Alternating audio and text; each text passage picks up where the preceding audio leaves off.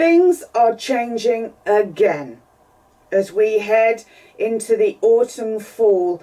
We are starting to see shifts happening in terms of the pandemic. And I want to send a message to those who are living with a clutter challenge. I'm not talking about people who have got a little bit of disorganisation in their home, who had a clear out during the first lockdown and feel all the better for it. I'm talking to the people who have struggled with clutter for years. I'm talking to you if you have clutter in at least 3 rooms of your home, which mean that you can't use those rooms.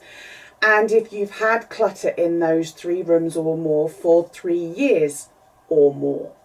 Because for you, I suspect that the prospects of another lockdown start to cause a sense of anxiety, a sense of fear, not wanting to be locked down with the clutter again. So if that is you, I want you to know that I want to help you if we do go back into lockdown. And even if we don't go back into lockdown, whichever country you may be in, there are things that we can do and things that we just need to start thinking about as we seem to be edging closer to that scenario. So I'm going to record a short series of videos, and I'm going to release one over the next week, one a day over the next week or so, just so that we can start to think about things, get things into perspective, kind of come up with a little bit of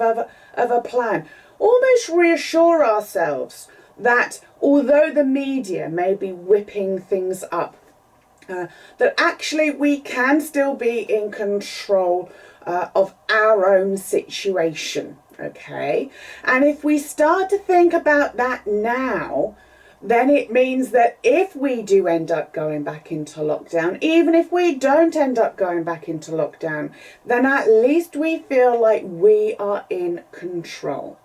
Okay, so this first video, there are 7 things that I want you to consider as we're in this uncertain time. Okay, first, we just need to realise that we can't predict the future of the pandemic. Nobody can. Even if you look at all the scientists, they're not all saying the same thing, okay? No one has a crystal ball. Nobody can predict the future, okay? So we just need to accept that we can't predict what's going to happen.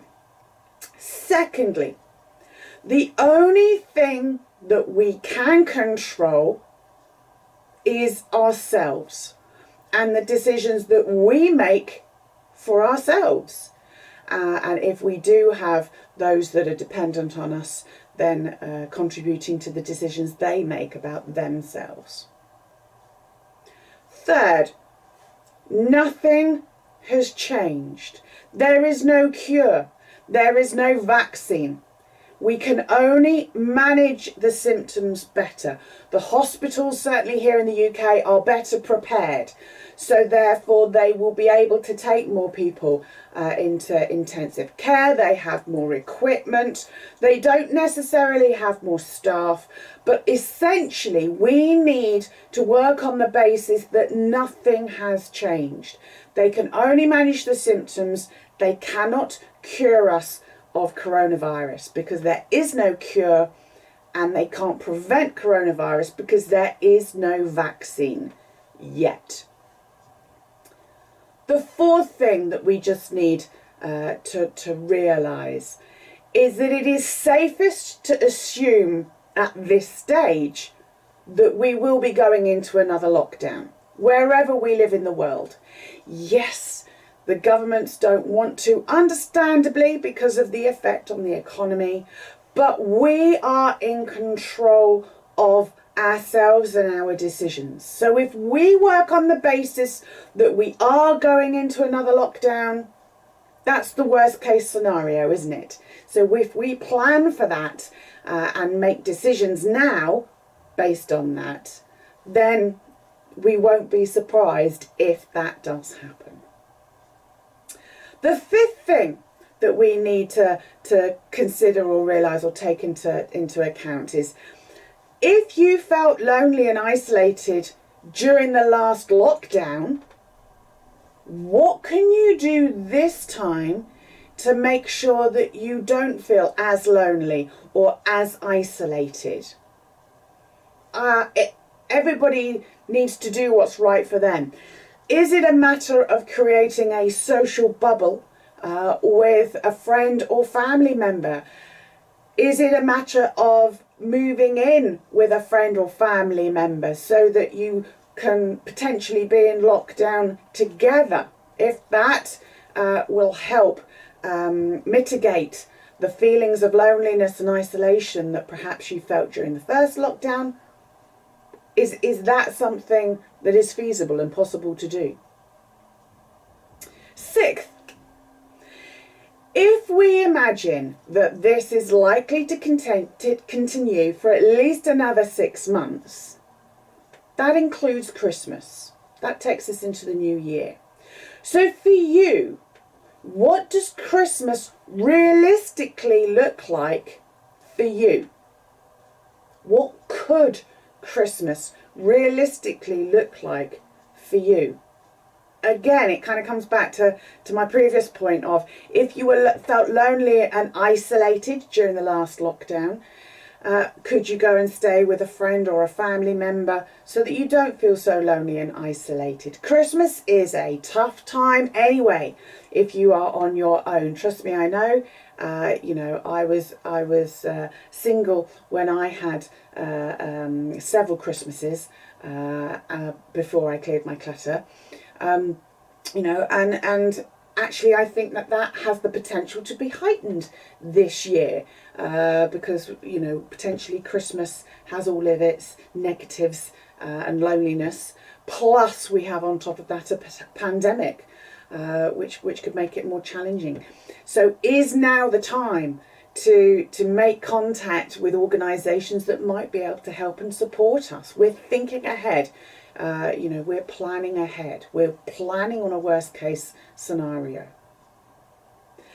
And then finally, the seventh thing that perhaps we need to consider at this uncertain time is, if this continues for at least 6 months, whether we're in lockdown, whether we're still no nearer a vaccine, if the social distancing rules are still in place, if this continues for another 6 months or more, do you want to turn this pandemic into a positive by perhaps concentrating on a particular project, a positive project to focus on over the next 6 months, so that the noise of what is going on outside that we don't have control over, because remember, we've said that the only thing that we can control is ourselves and the decisions that we make for ourselves, could having a project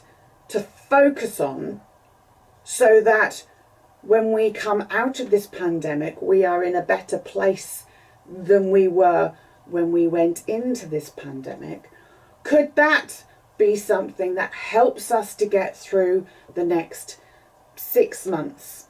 Let's work on the basis of 6 months. That's 6 months takes us up to roughly Easter. Okay. So there are 7 things there that I think that we need to consider, we need to remind ourselves of, and that we need to think about at this uncertain time.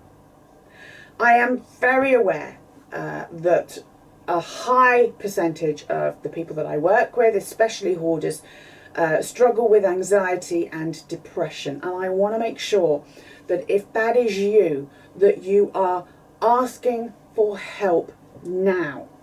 Okay? Don't wait until we have gone down into lockdown. If we do go down into lockdown again, for however long, we're not in control of that, are we?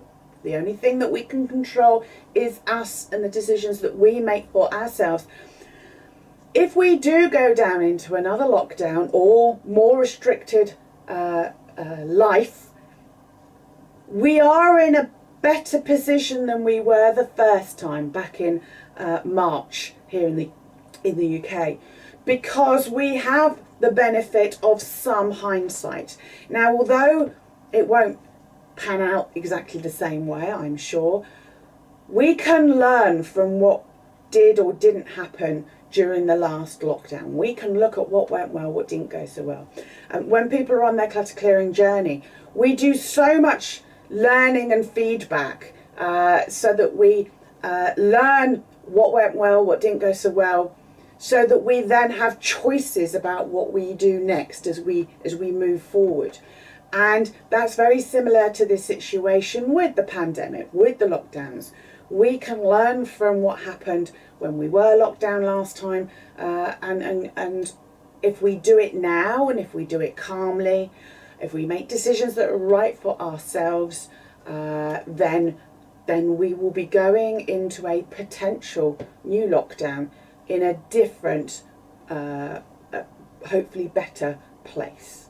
Okay, so take a moment, think about those 7 things that I've said that we need to consider and take on board at this uncertain time, and hopefully it will help us to sort of get into a positive place, you know. Okay, I shall share another video tomorrow, but in the meantime, stay safe, stay well. If you can, stay at home. That's what I've been doing since this all began, and I shall see you very soon. Take care.